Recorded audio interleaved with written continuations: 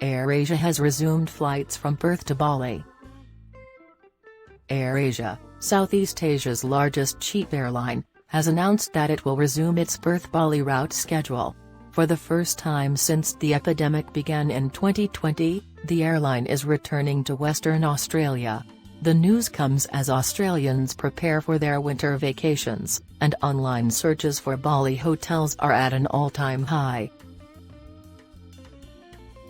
AirAsia has made an unceremonious return to Bali's Ngurah Rai Airport's runway, steadily resuming regular flight services to key tourist destinations around Southeast Asia. Emirates, one of the world's largest airlines, was greeted with a traditional Balinese greeting. Travelers who are eager to return to Bali's stunning beaches and exotic jungles are surely celebrating AirAsia's subtle resume of flights.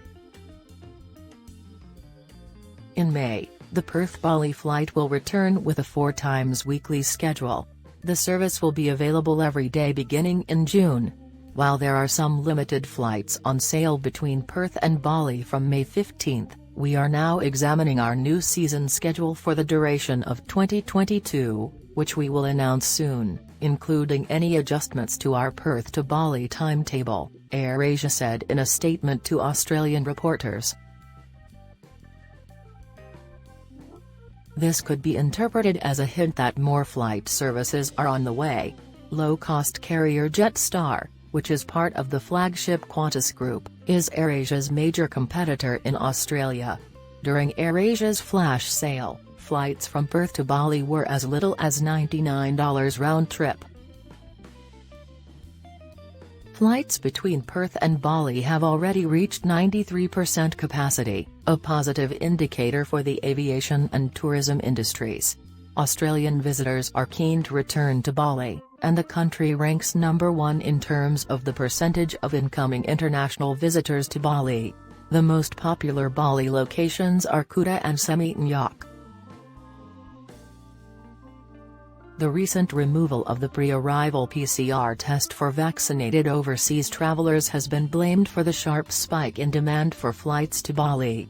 PCR tests and the requirement to wear masks in public places were abolished by the Indonesian government.